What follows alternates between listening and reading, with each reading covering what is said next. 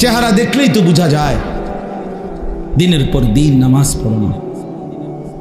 ফজরের নামাজ খোদার 365 দিন, এক বছর, 365 দিনে এক বছর, 365 দিনে কোনো দিন ফজরের নামাজ পড়লো না, কোনো দিন উঠলো না।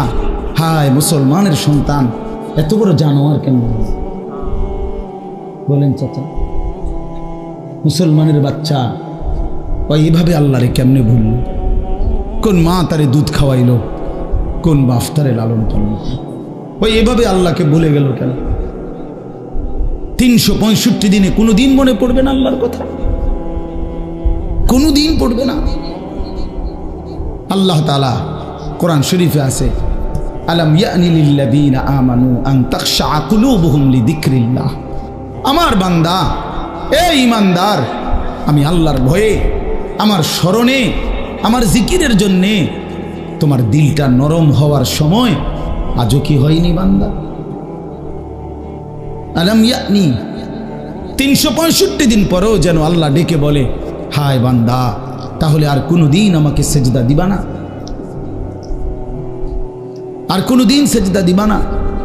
ফাবিআইয়ি হাদিসিন বাদাহু ইউমিনুন। কোরআন শরীফে আছে, আল্লাহ বলেন ফাবিআইয়ি হাদিসিন বাদাহু ইউমিনুন। এরে ভাই, এর চাইতে আশ্চর্য কথা মালিকের আর কিছু হইতে পারে না।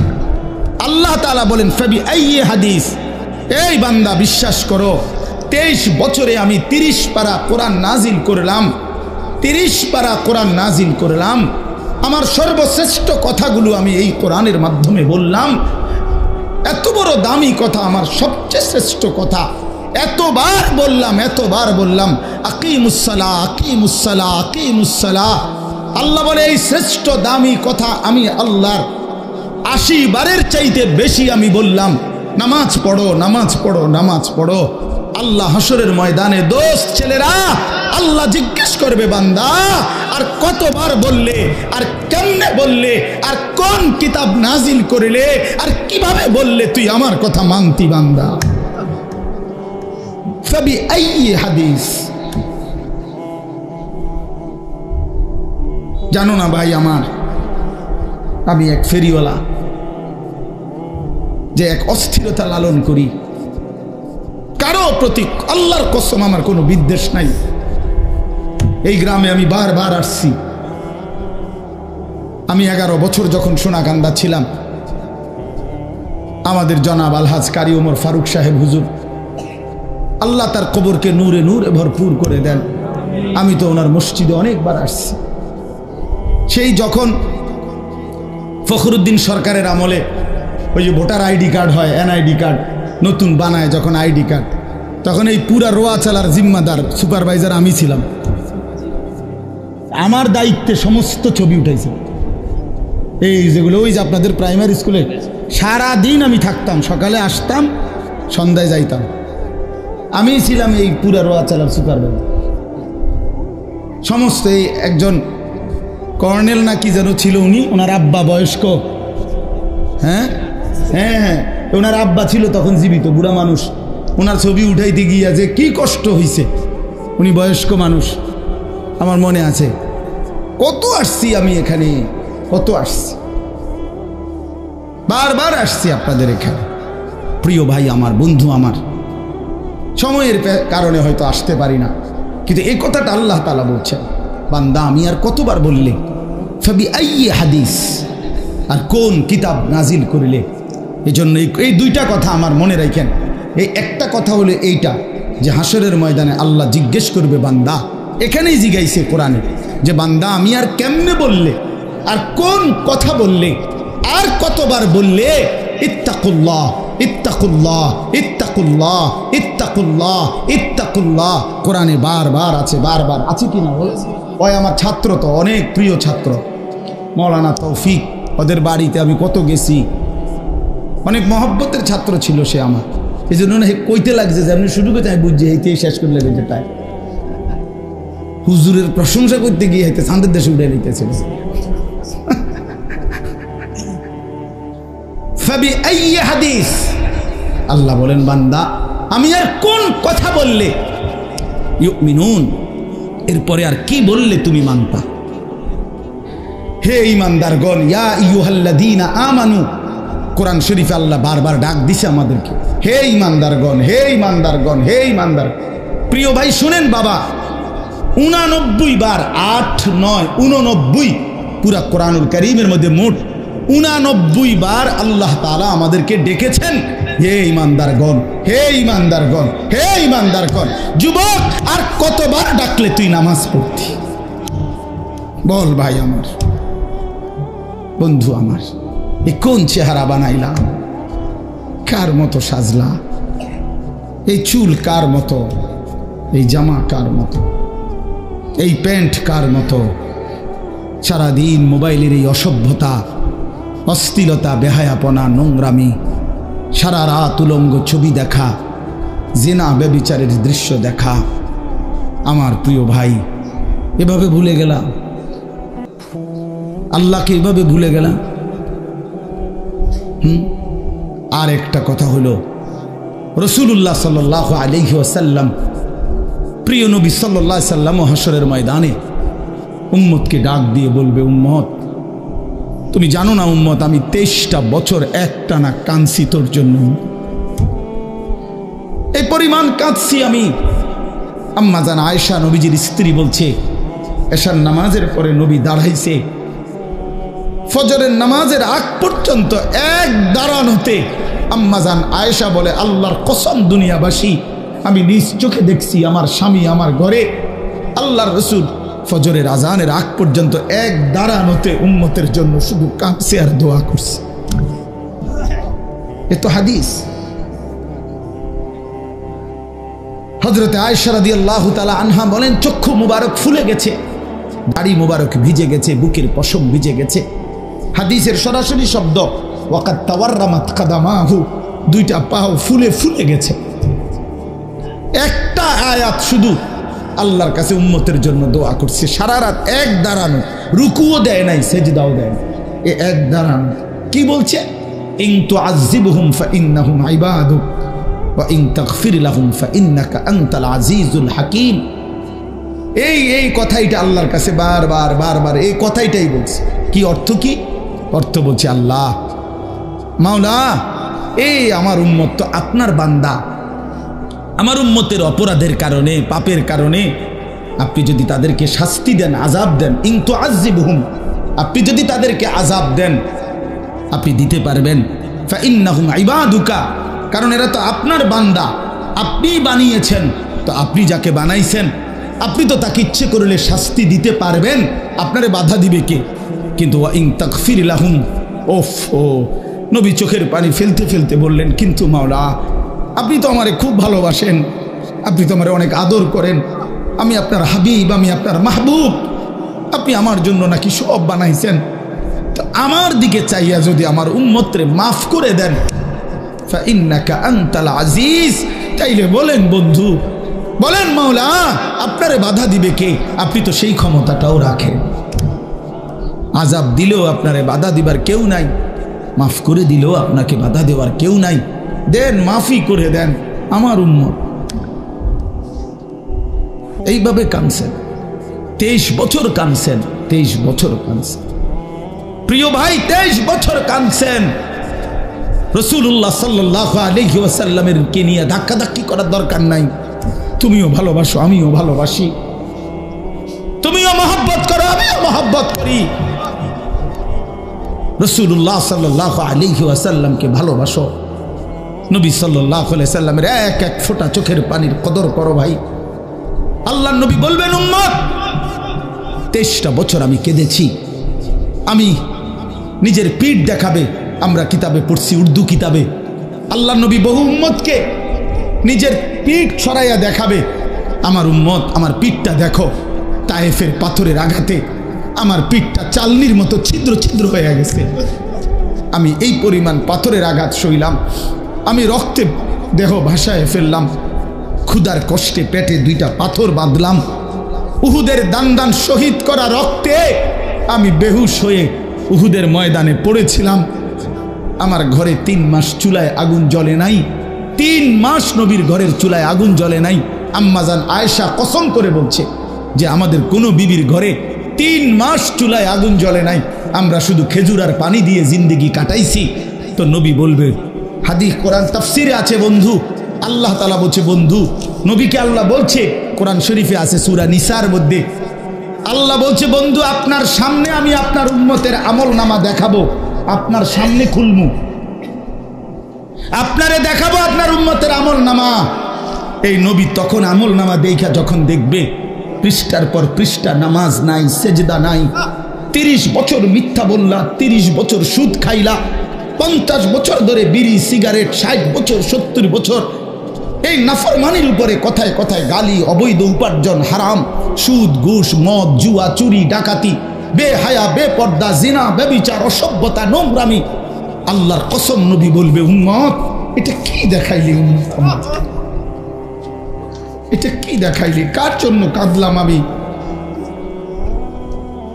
আমি কার জন্য পাথরের আঘাত সইলাম, আমি পেটে পাথর বাঁধলাম কেন? তাইলে এ কি আমলনামা? নামাজ কই, ফজর কই, 365 দিন তো পৃষ্ঠা উল্টাইলাম উম্মত, একটা সেজদা নাই, কোনো দিন ফজরের নামাজ নাই।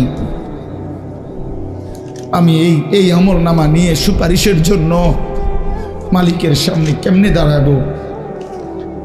নবী বলবে, উম্মত তুই আমার এত বড় মাথাটা কেমনে ছোট করে দিলি?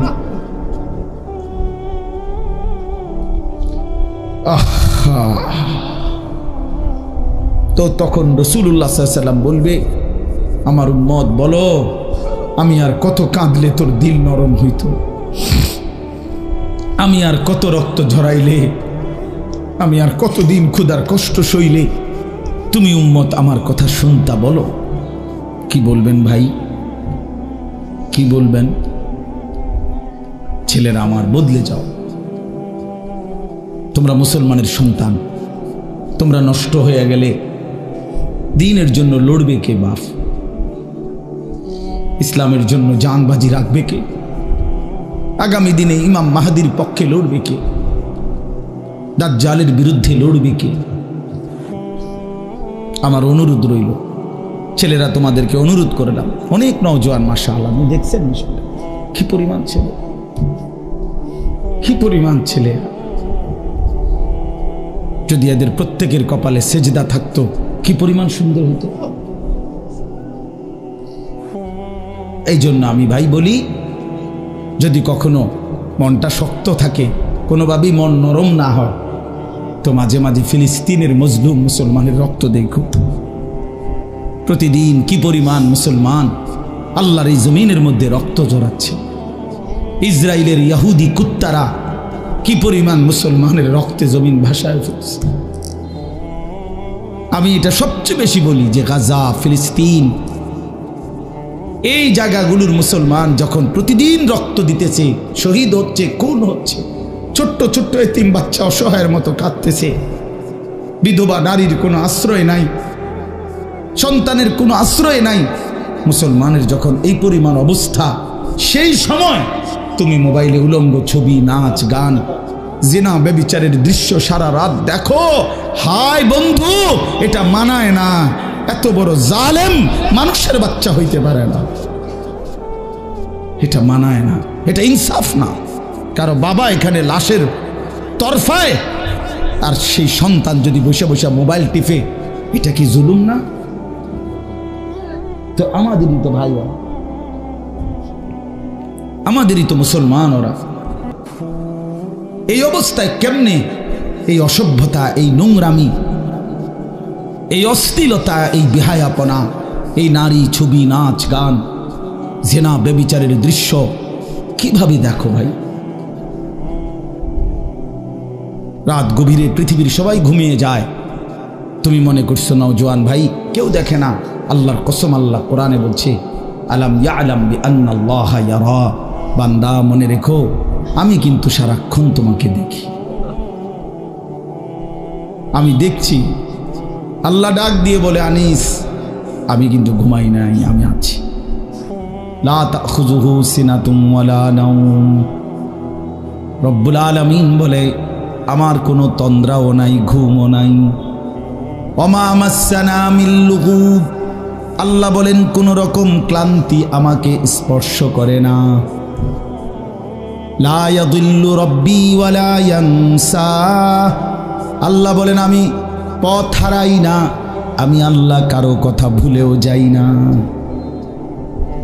ওমা কুন্না আনিল খালকি গাফিলিন, আল্লাহ বলেন আমি আমার একটা সৃষ্টির ব্যাপারেও গাফিল নই।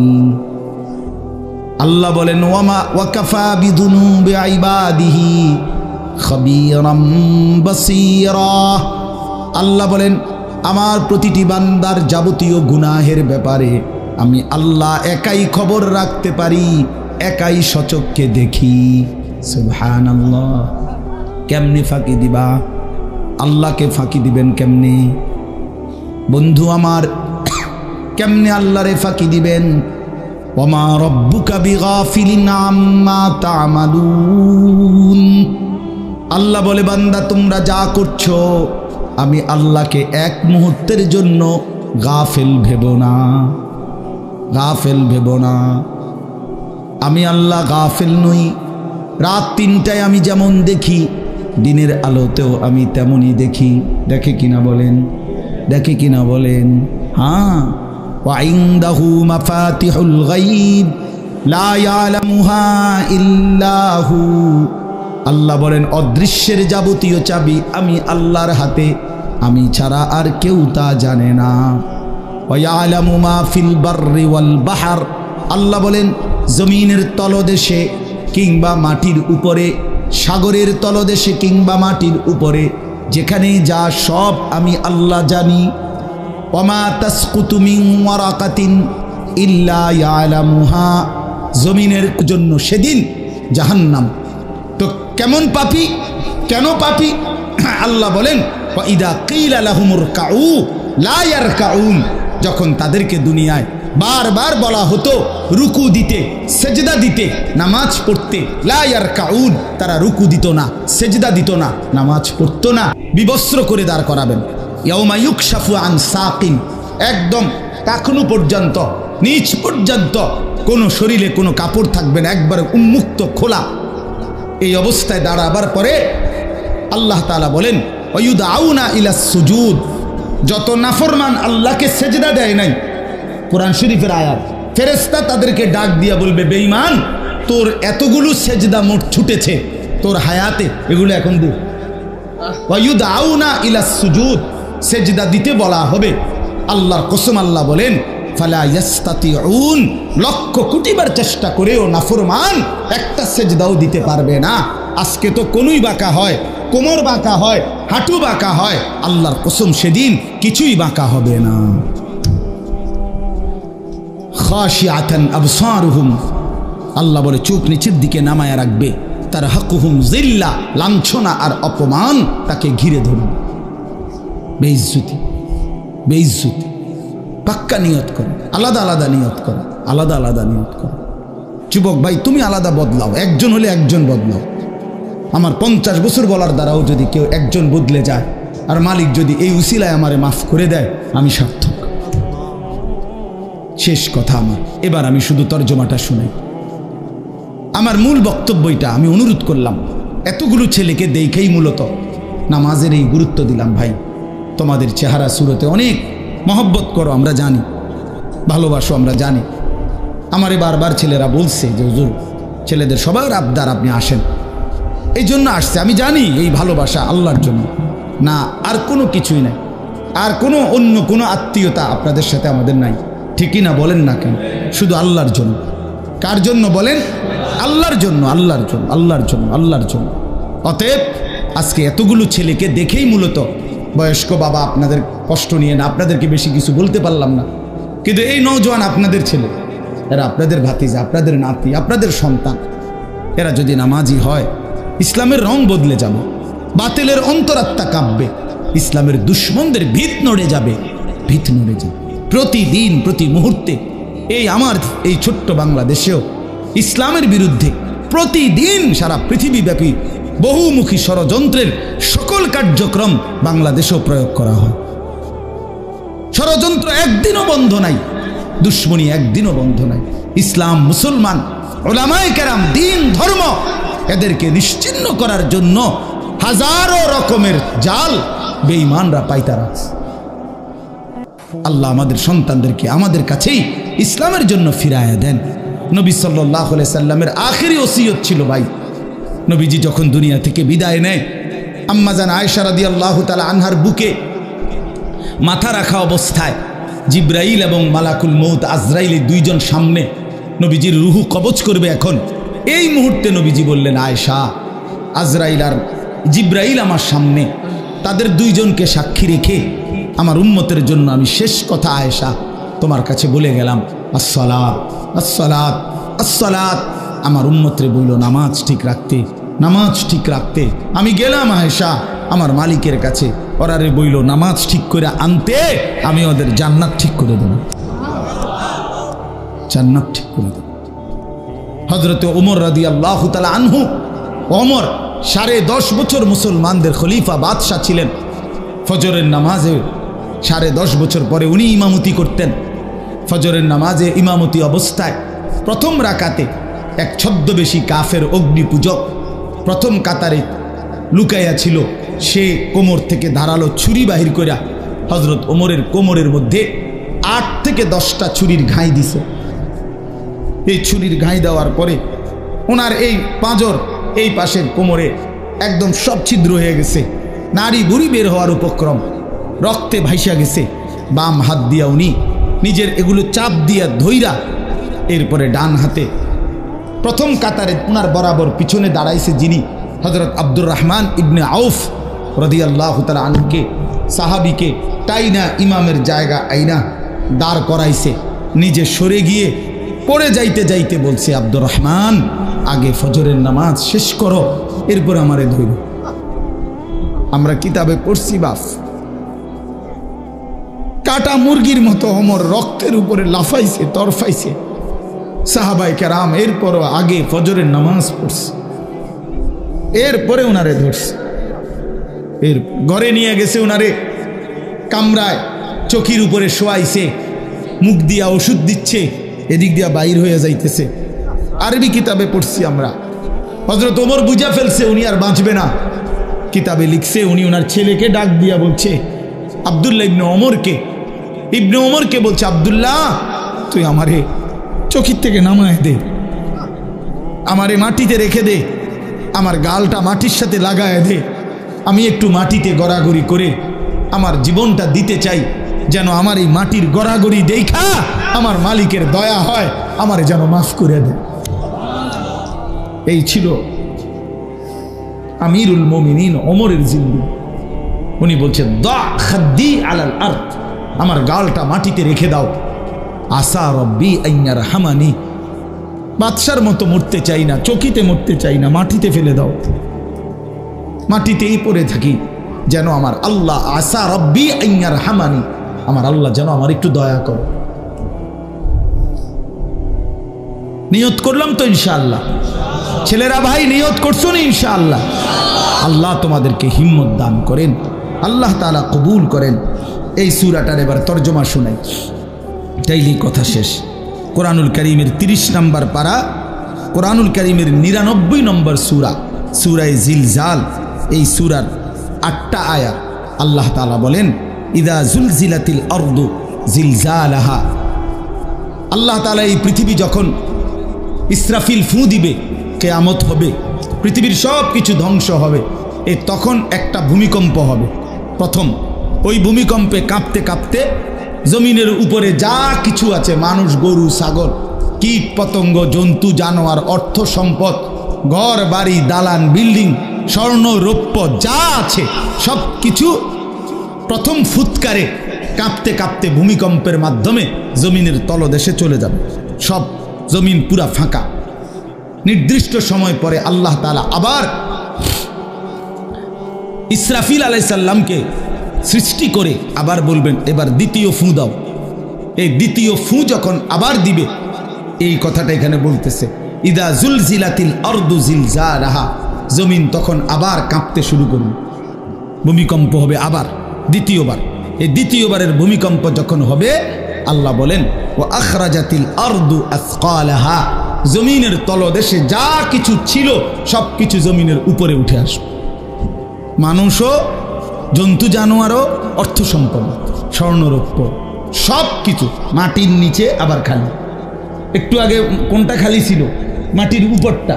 এখন খালি হয়ে গেছে কোনটা? মাটির নিচটা। সব উপরে আসবে। একটা আশ্চর্য কথা শুনেন, এই আয়াতের তাফসিরে আছে, নবী সাল্লাল্লাহু আলাইহি সাল্লাম বলেন, মাটির নিচের সমস্ত স্বর্ণ, রৌপ্য, মণি, মুক্তা, হীরা, জহরত, অর্থ সম্পদ সব মাটির উপরে স্তূপ হয়ে যাবে এই হাসরের মাঠে। আর ওইগুলো আল্লাহর কুদরতে এগুলোর জবান খুলে যাবে। এই টাকা পয়সা, স্বর্ণ, রৌপ্যের তাকিউল আরদু আফলাদা কাবাদিহা, মানে জমিনের ভিতর থেকে স্বর্ণ, রৌপ্য, মণি, মুক্তাও বাইর হবে। এগুলো যখন জমিনের উপরে স্তূপ, তো এগুলো ডাক দিবে, এই স্বর্ণরৌপ্যগুলো ডাকবে মানুষকে, ডাক দিয়ে বলবে, হে অমুক, নাম ডাক দিয়ে বলবে, এদিকে আসো, এই সম্পদের জন্য তুমি চুরি করছো, এই সম্পদের জন্য তুমি ডাকাতি করছো, এই সম্পদের জন্য তুমি বছরের পর বছর সুদ খাইছো, মিথ্যা বলছো, ওজনে কম দিছো, আজ নেও কি পরিমাণ দরকার, আজ নাও, এদিকে আসো, নেও যা লাগবে নাও। এই সম্পদের জন্য ভাইয়ের হক নষ্ট করছো, এই সম্পদের জন্য অমুককে হত্যা করছো, নাও এখন।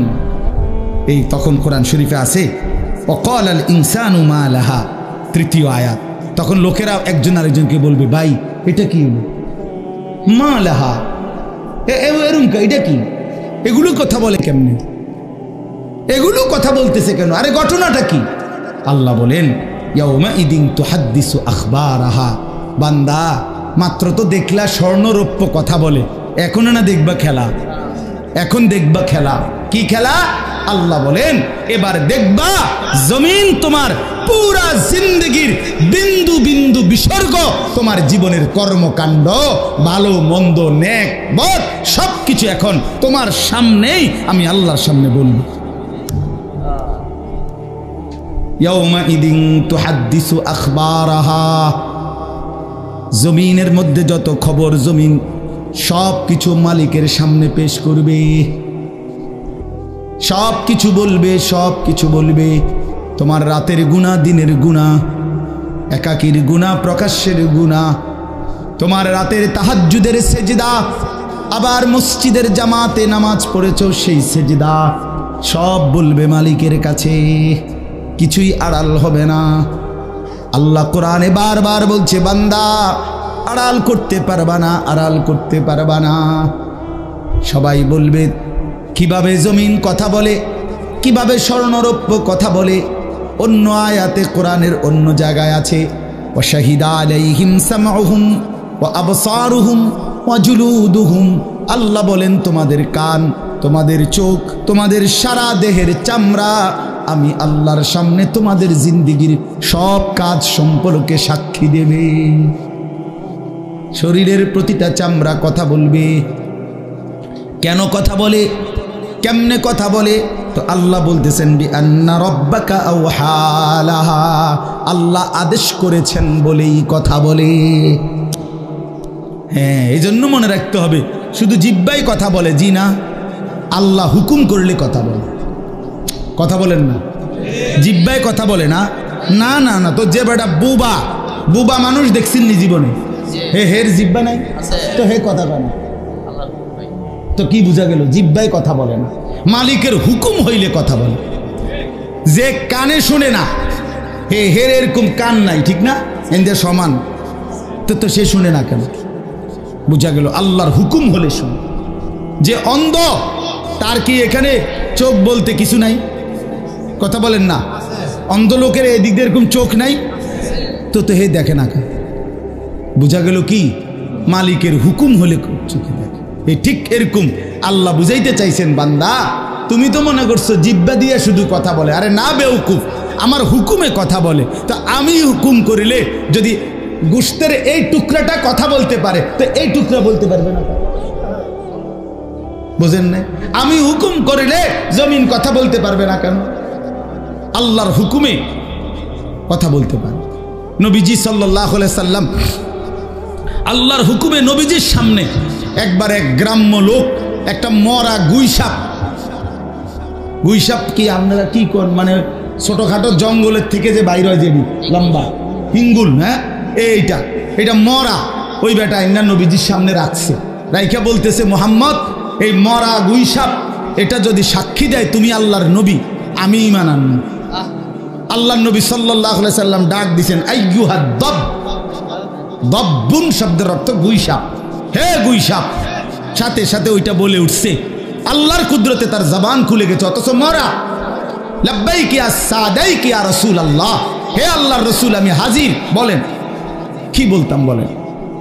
নবীজি বললেন, মান খালাকাক, কে তোমারে সৃষ্টি করেছে? তখন সে বলল, খালাকানি ওয়া খালাকাকা রব্বুস সামাওয়াতি ওয়াল আরদ। আপনারও বানাইছেন তিনি, আমারও বানাইছেন তিনি, সাত আসমান ও জমিন বানাইছেন তিনি।